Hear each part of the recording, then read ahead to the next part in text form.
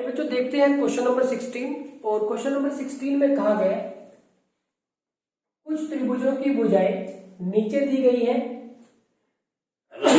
Sorry, इनमें से कौन सी दो त्रिभुजें समरूप है। हमें यह बताना है कि इनमें से कौन सी दो त्रिभुजें समरूप है। देखो, एक त्रिभुज है जिसकी भुजाएं 3 सेंटीमीटर, 4 सेंटीमीटर और 5 सेंटीमीटर है।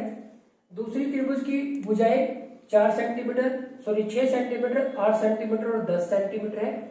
तीसरी जो त्रिभुज है उसकी भुजाएं 6 सेंटीमीटर, 9 सेंटीमीटर और 12 सेंटीमीटर है। तो हमें यह बताना है कि कौन सी दो त्रिभुजें समरूप है। यानी कि त्रिभुजें समरूप कब होती है, जब ये जो भुजाएं है वो समान अनुपात में हो। अब देखो, पहले से हमें क्या अनुपात मिला, 3:4:5।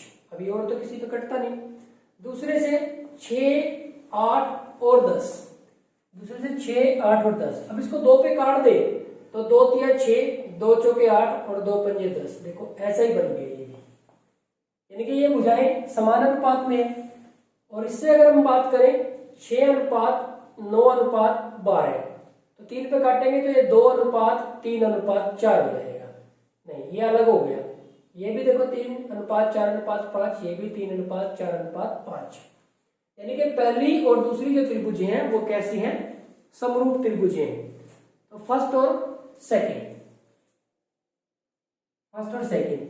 अब ऑप्शन में देखिए, इसमें ए में है फर्स्ट और सेकंड, बी में है सेकंड और थर्ड, सी में है फर्स्ट और थर्ड, और इनमें से कोई नहीं। तो कौन कौन सा, पहली और दूसरी, फर्स्ट और सेकंड। तो फर्स्ट और सेकंड पहले ही ऑप्शन में है, तो ये हमारे पास इसका आंसर आ जाएगा।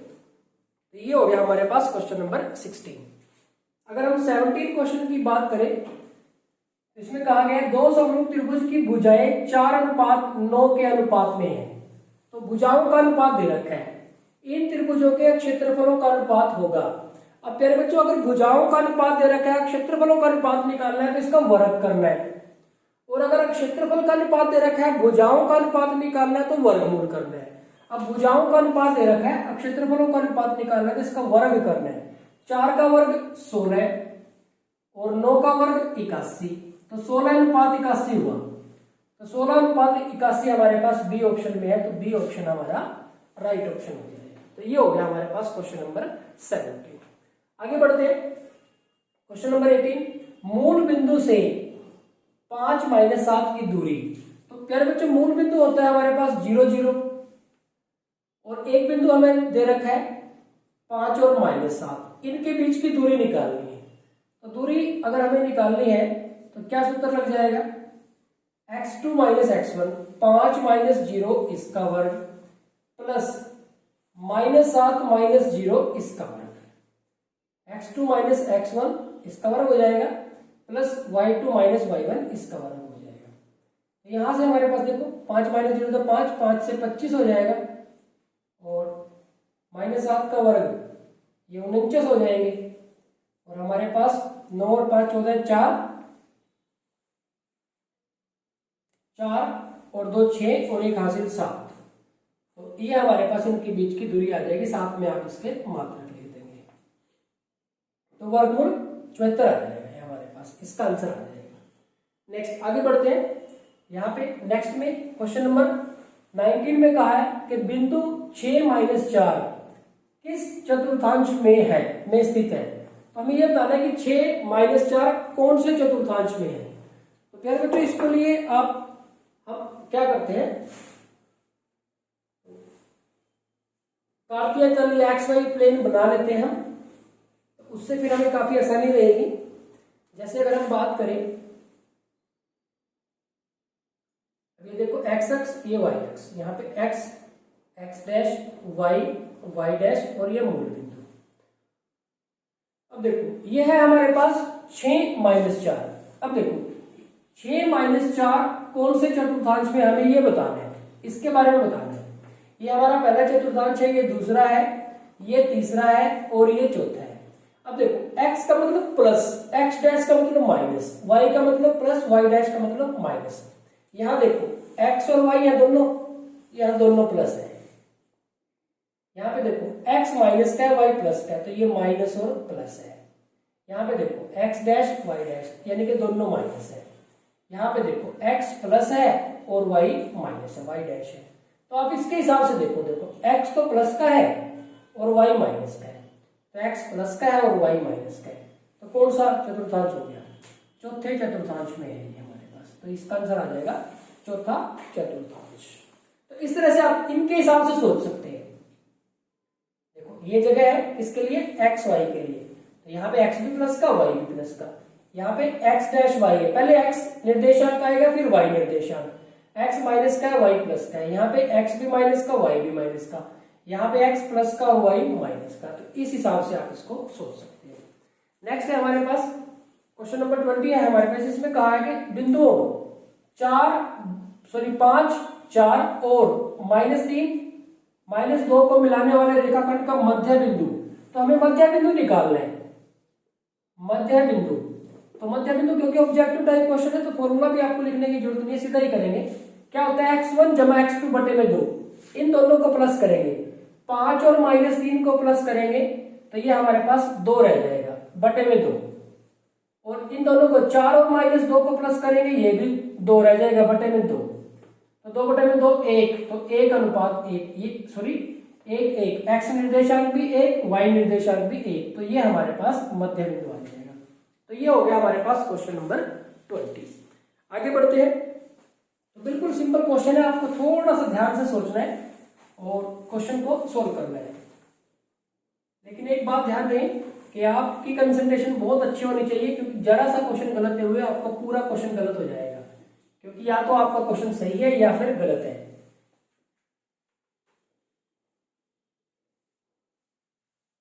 मेरे बच्चों बड़े क्वेश्चन में क्या होता है, आपको कुछ ना कुछ अंक मिल जाते हैं गलत होने पर भी, लेकिन यहाँ ऐसा नहीं है, या तो आपको 0 मिलेगा या आपको 1 अंक मिलेगा। तो ध्यान से क्वेश्चन करने हैं। 21वां क्वेश्चन है हमारे पास, इसमें कहा गया है कि बिंदुओं 2, 3 और 4, 1 के बीच की दूरी हमें ज्ञात करनी है। तो सीधा है, हमें ऑब्जेक्टिव टाइप क्वेश्चन आंसर लिखना है, तो दूरी कितनी हो जाएगी?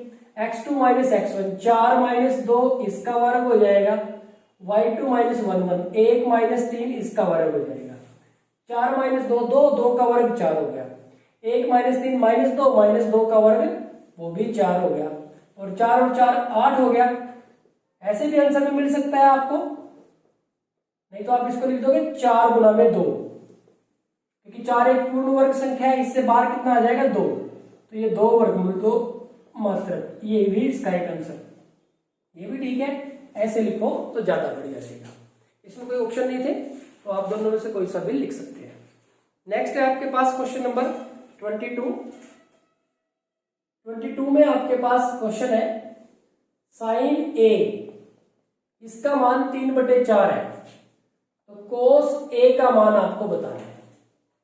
अब प्यारे बच्चों आप देखेंगे कि यहां पे हम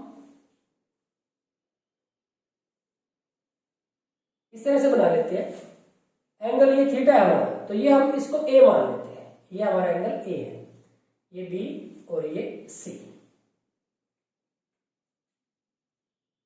अब ये हमारा आधार, ये हमारा कर्ण और ये लंब। क्या होता है? Sine cos tangent L A L के ए। अब साइन ए हमारे पास 3/4 है, साइन ए 3/4, और साइन क्या बनता है? लंब बटे में कर्ण, यानी कि एल का मान 3 आ गया और के का मान 4 आ गया। और हमें पता है कि इसका वर्ग जमा इसका वर्ग, इसके वर्ग होगा, के वर्ग के बराबर होगा, तो यहां से एल 3 का वर्ग कितना हो जाएगा? 9, और ए हमें ज्ञात करना है, और के हमारे पास 4 है, तो ये 16 हो जाएगा। ए स्क्वायर बराबर है 16 - 9, ए स्क्वायर बराबर है 7, ए का मान आ जाएगा वर्गमूल 7। तो यहां से देखो ये है हमारे पास वर्गमूल 7, ये है हमारे पास 4, और एल है हमारे पास 3। तो कोस के लिए देखो क्या है? ए बटे में के, आधार बटे में कर्ण, ए का मान है वर्गमूल 7 और कर्ण का मान है 4, तो वर्गमूल 7/4, तो ये इसका आंसर आ जाएगा। तो इस तरह से आपको पाइथागोरस थ्योरम के हिसाब से कि समकोण त्रिभुज में कर्ण का वर्ग अन्य दो भुजाओं के वर्गों के योग के बराबर होता है, उसको यूज करके हमने इस क्वेश्चन को सोल्व कर लिया। तो ये हो गया हमारे पास क्वेश्चन नंबर 22। नेक्स्ट आगे बढ़ते हैं क्वेश्चन नंबर 23। क्वेश्चन नंबर 23 में कहा गया है cos 37 डिग्री बटे में साइन 53 डिग्री, इसका मान हमें ज्ञात करना है। अब प्यारे बच्चों आप इसको जोड़ लें एक बार, 37 और 53, इसका जोड़ 90 बन गया, ठीक है। आप इनमें से किसी भी एक को चेंज कर लें। अब देखो मैंने इसको क्या लिख दिया, कोस, इसको मैं 90 माइनस 53 लिख सकता हूं, 37 को बिल्कुल लिख सकते हैं, और ये साइन 53 डिग्री यहां पर लगा देते हैं डिग्री। अब देखो कोस 90 माइनस थीटा क्या होता है, साइन थीटा, साइन थीटा कितना है 53, तो 53 डिग्री, और नीचे भी है साइन 53 डिग्री, तो इसके साथ कट जाएगा, कितना आंसर आ जाएगा, एक आंसर आएगा। तो इस तरह के क्वेश्चन को आपने ध्यान रखना है, इनका जोड़ अगर 90 है तो ये कट ही जाएंगे, और अगर ये माइनस में होता तो फिर ये 0 आंसर आ जाता, यानी कि कोस 37 माइनस कोस 53 होता, साइन 53 होता, तो फिर ये आपस में ये कट के हमारे पास आंसर कितना आ जाता, 0 आ जाता, अगर ये माइनस में होते, अगर ये ऐसे होते कोस 37 डिग्री माइनस साइन 53 डिग्री, तो इसका आंसर हमारे पास क्या आ जाता, 0 आ जाता। ये भी आप ध्यान रखेंगे, ये भी एक इंपॉर्टेंट क्वेश्चन हो जाता है। तो ये हो गया हमारे पास क्वेश्चन नंबर 23। आगे बढ़ते हैं।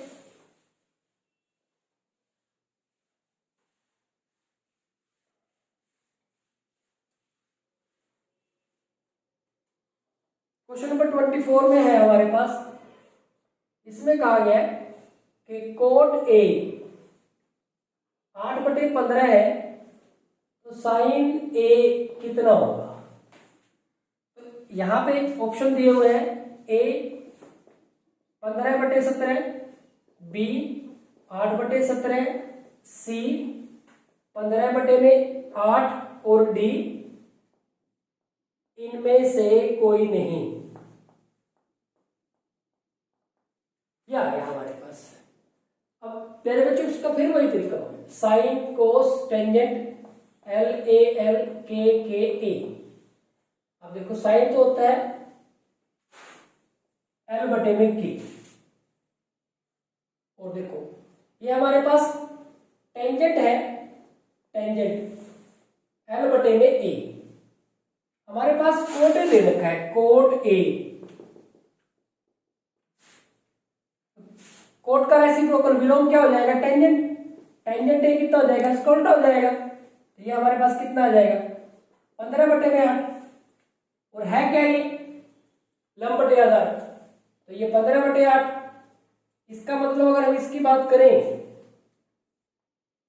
तो L 15 हो गया हमारे पास, A हमारे पास 8 हो गया, K हमें निकालना है, तो क्या होता है K का वर्ग L का वर्ग और A का वर्ग होता है, तो K का वर्ग L का वर्ग 15 से 225 और 8 से 64, तो K का वर्ग 289, ये आ जाएगा वर्गमूल 289, जो कि कितना होता है 17, 289 का वर्गमूल 17 आ जाएगा, 17 का वर्ग 289 होता है। अब देखो हमें क्या निकालना है, साइन एल, एल का मान है 15 और के का मान है 17, तो 15/17 आप चेक कर ले, 15/17 पहला ही ऑप्शन है, तो पहला ही ऑप्शन हमारा ठीक हो जाएगा। तो ये शॉर्ट ट्रिक है इन क्वेश्चंस को सोल्व करने की, तो जल्दी जल्दी से आप इन क्वेश्चन को सोल्व कर सकते हैं। नेक्स्ट है हमारे पास 25, इसमें कहा है tangent 26 degree divide by cot 64 degree. अब देखो sine 90 minus theta cos theta, cos 90 minus theta sine theta, tangent 90 minus theta cot theta, cot 90 minus theta tangent theta, secant 90 minus theta cosecant theta और cosecant 90 minus theta secant theta, एक दूसरे में बदलते हैं, tangent coat में बदलते हैं। देखो टेंजेंट और कोट है, आप देख लो 26 और 64, जब इनको प्लस करेंगे तो 90 बनेंगे, यानी कि सीधे ही कट के 1 आ जाएगा। आप इसको चेंज करते हो तो इसको अगर टेंजेंट 90 में से माइनस करते हो तो 64 लिखना पड़ेगा, 90 डिग्री माइनस 64 डिग्री, ये हमारे पास कोट 64 डिग्री है।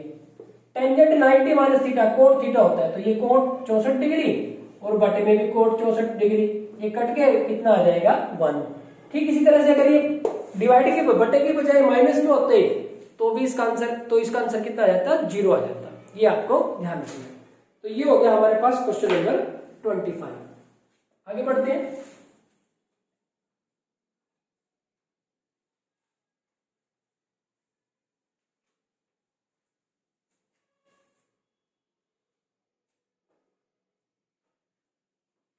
क्वेश्चन नंबर 26 है, वृत्त की परिधि और व्यास का अनुपात। वृत्त की परिधि और व्यास का अनुपात, ये बताना हमें क्या होता है।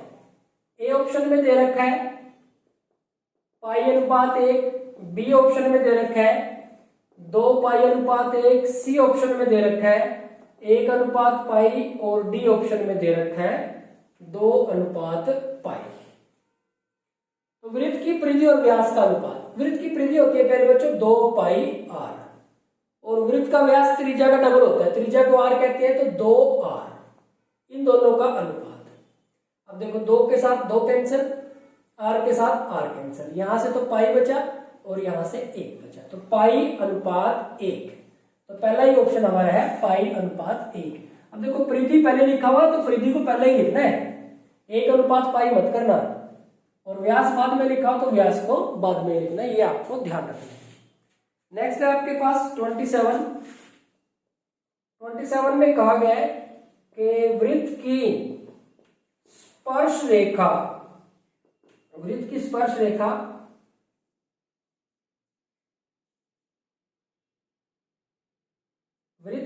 रेखा बिंदु से होकर जाने वाली,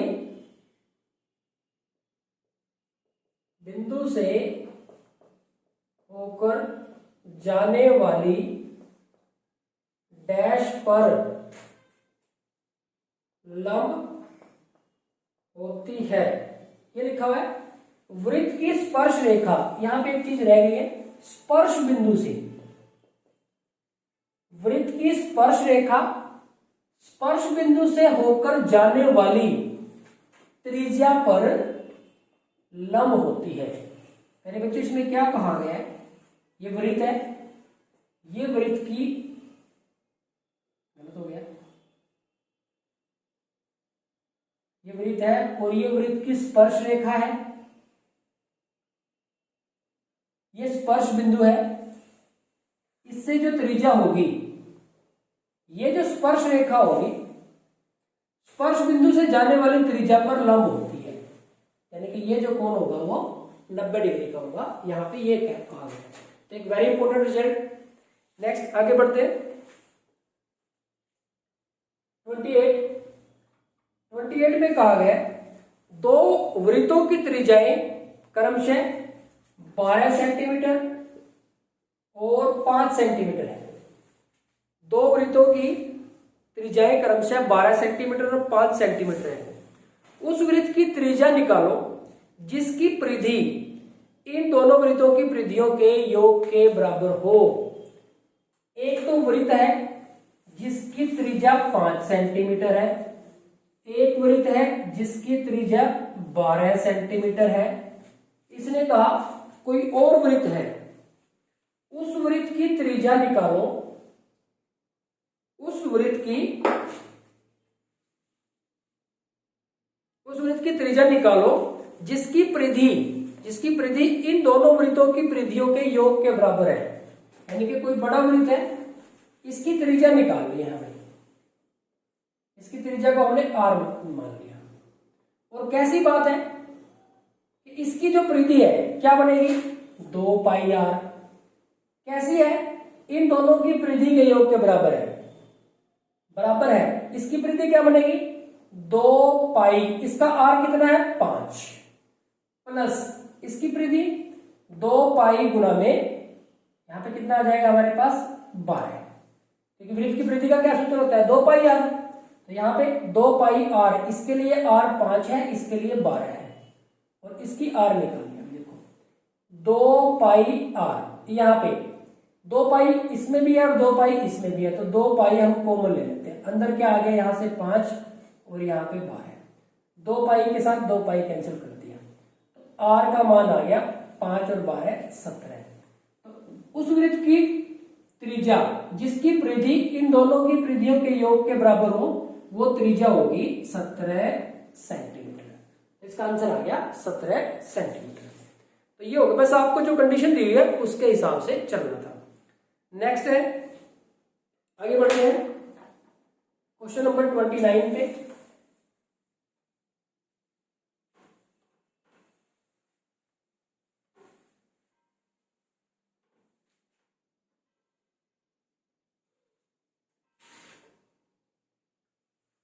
क्वेश्चन नंबर 29 है, दो वृत्त सर्वांग सम होते हैं यदि उनकी डैश बराबर हो। तो प्यारे बच्चों, एक वृत्त ये है और एक वृत्त ये है, तो ये समरूप तो हमेशा ही होते हैं, रूप तो इनके एक जैसे ही है, बड़े छोटे हैं, लेकिन सर्वांग सम सारे अंग समान। सर्वांग सम कब होंगे, जब एक दूसरे के ऊपर रखे तो पूरा पूरा ढक ले, ये वाला इसको और ये वाला इसको, ये तभी संभव है ना, पूरा पूरा बिल्कुल, जब इसकी त्रिज्या और इसकी त्रिज्या बराबर हो। तो यहां लिखेंगे दो वृत्त सर्वांग सम होते हैं यदि उनकी त्रिज्या या त्रिज्याएं बराबर हो।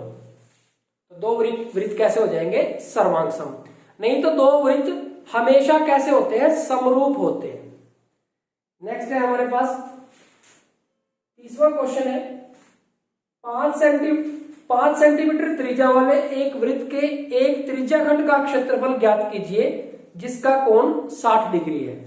तो यहां पे त्रिज्या दे रखी है 5 सेंटीमीटर और थीटा दे रखा है 60 डिग्री। त्रिज्याखंड का क्षेत्रफल निकालना है। ऑप्शन में दे रखे हैं हमारे पास 25/6 pi centimetre square, B option में दे रखा है 26/9 pi centimetre square, C option में दे रखा है 27/14 पाई सेंटीमीटर स्क्वायर और डी ऑप्शन में दे रखा है 29/6 पाई सेंटीमीटर स्क्वायर। तो ये हमारे पास इसके ऑप्शन है। अब त्रिज्याखंड का क्षेत्रफल होता है हमारे पास, क्या होता है, θ/360 पाई आर स्क्वायर। थीटा है 60 डिग्री, 360 हमने लिख दिया, पाई देखो आंसर में आ रहा है तो पाई का हम 22/7 नहीं लिखेंगे, और आर का मान है 5, तो 5 गुना में 5 क्योंकि आर स्क्वायर है, ये इसके साथ कैंसिल, 6 कम 6, 6 6 के 36, 5 5 25/6 और 7 में पाई सेंटीमीटर स्क्वायर। तो आप देखिए 25/6 पाई सेंटीमीटर स्क्वायर या वर्ग सेंटीमीटर, 25/6 पाई सेंटीमीटर स्क्वायर, तो पहला ही ऑप्शन सही है हमारा, तो ये हमारे पास इसका राइट ऑप्शन हो जाएगा, और कहीं पे ऐसा ऑप्शन नहीं है। नेक्स्ट है हमारे पास, अगर हम बात करें क्वेश्चन नंबर 31 की, तो यहां पे कहा गया है कि 7 सेंटीमीटर त्रिज्या वाले वृत्त की परिधि क्या होगी। 7 सेंटीमीटर त्रिज्या वाले वृत्त की परिधि क्या होगी। तो बिल्कुल आसान क्वेश्चन, वृत्त की परिधि होती है 2 पाई आर। अब देखो 2 गुना में 22/7 पाई का मान, और आर 7 है, 7 के साथ 7 कैंसिल हो गया, 22 दूनी 44 सेंटीमीटर। तो ये इसका आंसर आ गया। नेक्स्ट है, अगर 32वां क्वेश्चन वेरी इंपॉर्टेंट, वृत्त की सबसे बड़ी जीवा डैश होती है। अब देखो एक हमारे पास वृत्त है, तो ये रेखाखंड जिसके सिरे वृत्त पर हो, ये वृत्त की जीवा है, तो इसकी जो सबसे बड़ी जीवा होगी वो जो केंद्र के नजदीक होगी बिल्कुल, यानी कि जो केंद्र से गुजरेगी वो देखो, या जैसे ही हम केंद्र से दूर जाते हैं तो छोटी होने लगती है, केंद्र के नजदीक आएंगे तो बड़ी होगी, सबसे बड़ी कौन सी होगी, जो सबसे जो नजदीक होगी, यानी कि जो केंद्र से जाएगी, और जो केंद्र से जाएगी वो क्या होगी, व्यास होगी। तो वृत्त की सबसे बड़ी जीवा वृत्त का व्यास या सीधा ही व्यास होती है। तो ये आप ध्यान रखेंगे। तो ये हो गया हमारे पास क्वेश्चन नंबर 32। नेक्स्ट,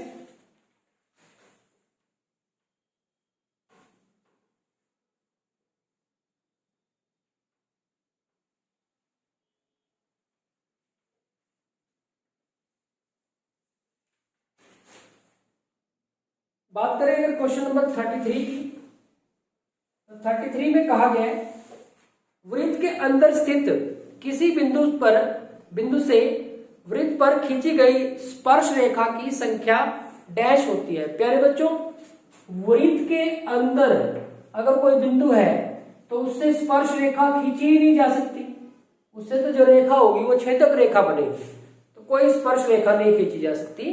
तो यहाँ पे पूछा गया है कि वृत्त के अंदर स्थित किसी बिंदु से वृत्त पर खींची गई स्पर्श रेखाओं की संख्या डैश होती है। तो कितनी होती है, 0 या फिर 0। और अगर कोई बिंदु वृत्त पर स्थित है तो एक स्पर्श रेखा खींची जा सकती है ऐसे। अगर कोई बिंदु वृत्त से बाहर है तो 2 स्पर्श रेखाएं खींची जा सकती है, एक इधर और एक इधर। ये तीनों ही बातें बहुत इंपॉर्टेंट है और इनमें से एक क्वेश्चन आपके एग्जाम में जरूर आएगा। अगर कोई वृत्त के अंदर बिंदु है उससे कोई स्पर्श रेखा नहीं खींची जा सकती। अगर कोई बिंदु वृत्त पर स्थित है तो उससे एक स्पर्श रेखा खींची जा सकती है। अगर कोई बिंदु वृत्त के बाहर है तो उससे 2 स्पर्श रेखाएं खींची जा सकती है। इनमें से एक परिभाषा आपके एग्जाम में जरूर आएगी। नेक्स्ट है हमारे पास क्वेश्चन नंबर 34 की अगर हम बात करें तो इसमें कहा गया है कि एक अर्धगोले की त्रिज्या, अर्धगोले की त्रिज्या कितनी है, 4 सेंटीमीटर है, उसका पृष्ठीय क्षेत्रफल ज्ञात करना है। तो अर्धगोले का पृष्ठीय क्षेत्रफल ज्ञात करना है हमें। तो अब आप देखें कि अर्धगोले का पृष्ठीय क्षेत्रफल क्या होगा। यहां पे आप वक्र पृष्ठीय क्षेत्रफल निकालेंगे, यहां पे ऑप्शन दिए हुए हैं। तो ऑप्शन में है तो 32 pi centimetre square A option में, बी ऑप्शन में है 16 pi centimetre square, C option में है 64 पाई सेंटीमीटर स्क्वायर, और डी में है हमारे पास इनमें से कोई नहीं, इनमें से कोई नहीं। तो यहां पे अर्धगोले की त्रिज्या दी हुई है 4 सेंटीमीटर और यहां पे पूछा गया है कि तो उसका पृष्ठीय क्षेत्रफल ज्ञात करना है। तो अर्धगोले का पृष्ठीय क्षेत्रफल यानी कि हम इसका संपूर्ण पृष्ठीय क्षेत्रफल ज्ञात करेंगे, वो कितना हो जाएगा हमारे पास, 3 पाई आर स्क्वायर। ये हमारे पास कितना हो जाएगा, 3 पाई आर स्क्वायर।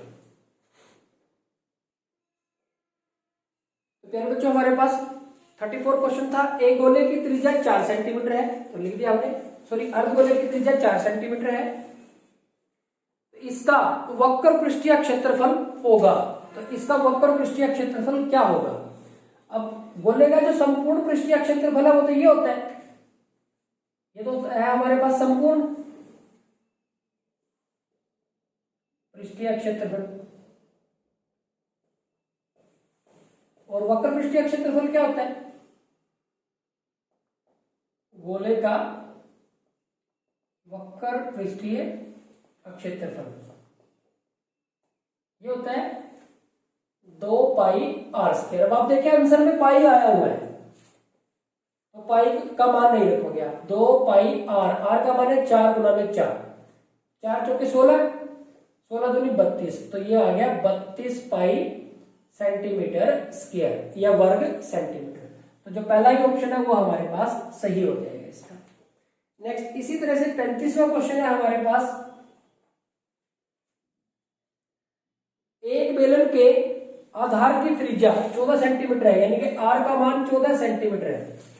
एक बेलन के आधार की त्रिज्या 14 सेंटीमीटर है और ऊंचाई h 6 सेंटीमीटर है, और ऊंचाई h 6 सेंटीमीटर है। इसका आयतन होगा तो यहां पे हमारे पास बेलन के आधार की त्रिज्या 14 सेंटीमीटर है और जो ऊंचाई है वो 6 सेंटीमीटर है। इसका हमें आयतन ज्ञात करना है और ऑप्शन दे रखे हैं हमारे पास। ए ऑप्शन है 196 पाई घन सेंटीमीटर, बी में दे रखा है 392 पाई घन सेंटीमीटर, सी में दे रखा है 1176 पाई सेंटीमीटर स्क्वायर और डी में दे रखा है इनमें से कोई नहीं, इनमें से कोई नहीं। अब प्यारे बच्चों, जब आयतन होता है ना वो घन सेंटीमीटर में होता है, घन मात्रक होता है। यहां पे वर्ग सेंटीमीटर दे रखा है तो ये तो हो नहीं सकता। अब बेलन का जो आयतन होता है पाई आर स्क्वायर एच। अब पाई आंसर में आया हुआ तो पाई तो ऐसे ही रहेगा। आर का मान है हमारे पास 14, तो 14 गुना में 14 क्योंकि आर स्क्वायर है और गुना में एच का मान है 6। 14 की 14 के साथ करेंगे 196 हो गया और उसकी 6 के साथ करनी है। 6 6 36 हासिल 3, 6 9 54 और 3 57 7 हासिल 5, 6 कम 6 और 6 5 क्या है, तो 1176 और साथ में पाई लग जाएगा। तो 1176 पाई, ऐसा कोई ऑप्शन नहीं है इसमें, तो इसका मतलब यहाँ पे स्क्वायर नहीं है, यहाँ पे क्या है हमारे पास क्यूब है, घन है, घन सेंटीमीटर है। तो सी ऑप्शन हमारा यहाँ पे मिस प्रिंट है, तो यहाँ पे हमारा आंसर आ जाएगा 1176 पाई घन सेंटीमीटर। इसको ऐसे लिख देते हैं 1176 पाई घन सेंटीमीटर। इसको आप ध्यान रखोगे।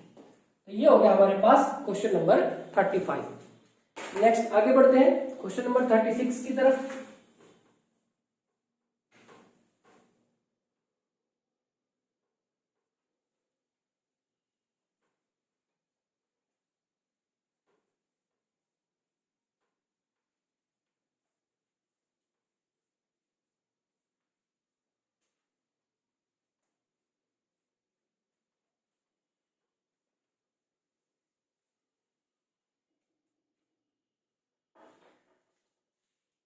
क्वेश्चन नंबर 36 में कहा है हमें एक शंकु के आधार की त्रिज्या 4 सेंटीमीटर है। एक शंकु के आधार की त्रिज्या 4 सेंटीमीटर है और तिर्यक ऊंचाई L 5 सेंटीमीटर है। इसका वक्र पृष्ठीय क्षेत्रफल होगा, वक्र पृष्ठीय क्षेत्रफल हमें ज्ञात करना है। ऑप्शन भी दे रखे हैं। ए ऑप्शन में है हमारे पास 20 वर्ग सेंटीमीटर, बी ऑप्शन में है हमारे पास 20 पाई वर्ग सेंटीमीटर, सी ऑप्शन में है हमारे पास 30 पाई वर्ग सेंटीमीटर और डी ऑप्शन में है हमारे पास 80 पाई वर्ग सेंटीमीटर। तो ये ऑप्शन है हमारे पास। अब आप देखिए वक्र पृष्ठीय क्षेत्रफल का फॉर्मूला होता है पाई आर एल। पाई को अगर हम ऐसे ही रहने दें, आर का मान है हमारे पास 4 और एल का मान है 5, तो 4 पंजे 20 और साथ में पाई।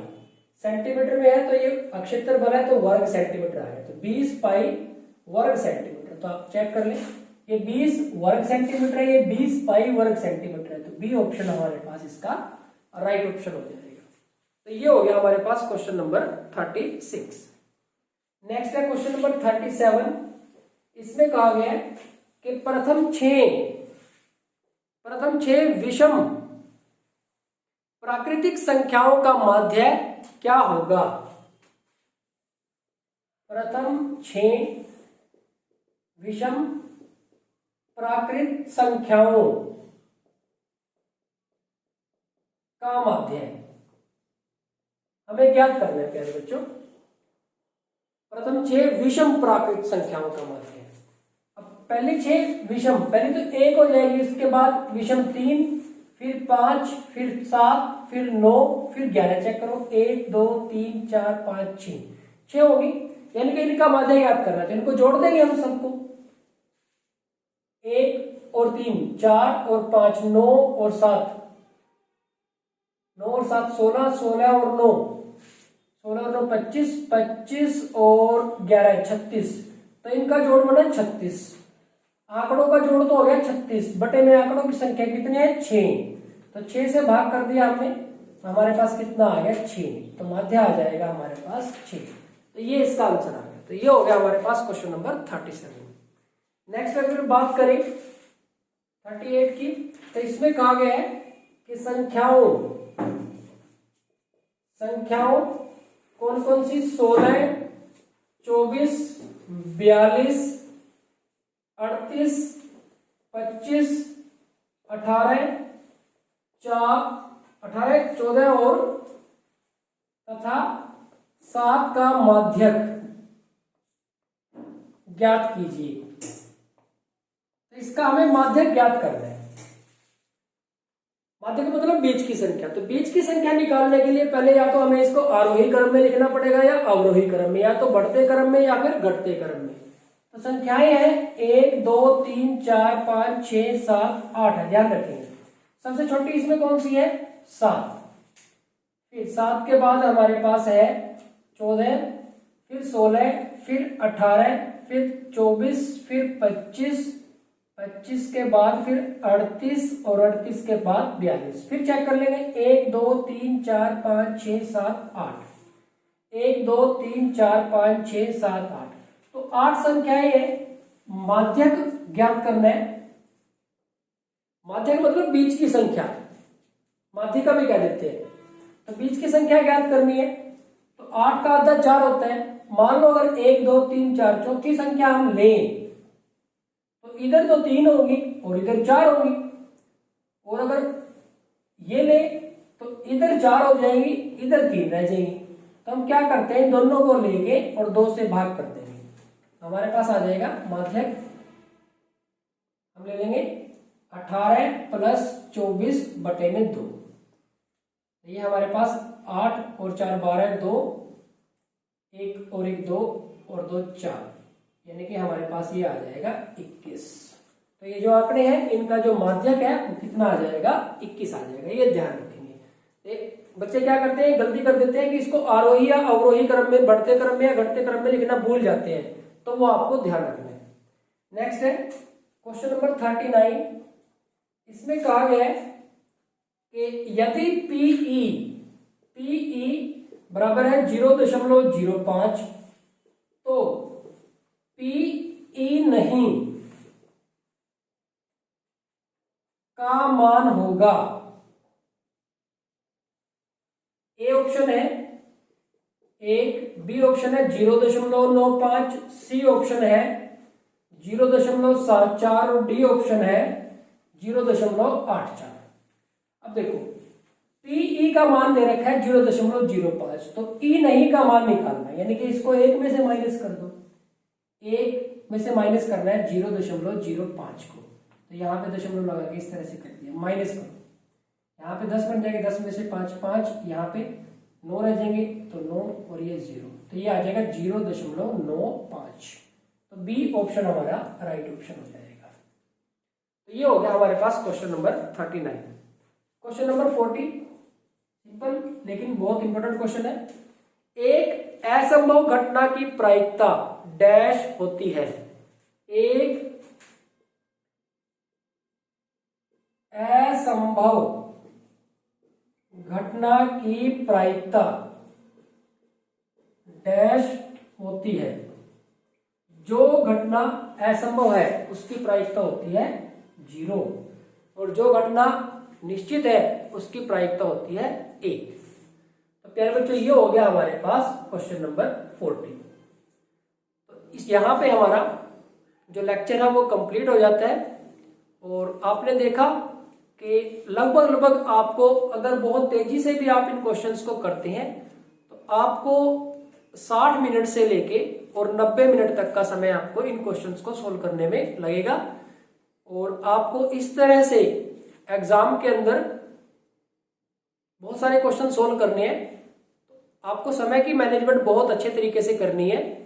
क्योंकि आपके एग्जाम में 40 क्वेश्चन तो यही आएंगे, 40 क्वेश्चन तो आपके एग्जाम में ये आ जाएंगे, और बाकी के जो 13 क्वेश्चन है और आएंगे, वो 53 क्वेश्चन टोटल आएंगे। तो इस वजह से समय की आपको थोड़ा ध्यान रखना है। जितनी ज्यादा आप प्रैक्टिस करोगे तो उतना ही जल्दी आप क्वेश्चन ठीक सोल्व कर पाओगे। तो यहाँ पे सबसे इंपॉर्टेंट बात समय की मैनेजमेंट की है। तो इस तरह से जितने भी सेट आपके पास मिलते हैं, आपके टीचर से या कहीं से भी आपको इस तरह के सेट मिलते हैं, तो आप उनकी लगातार प्रैक्टिस करते रहिए। Thank you very much.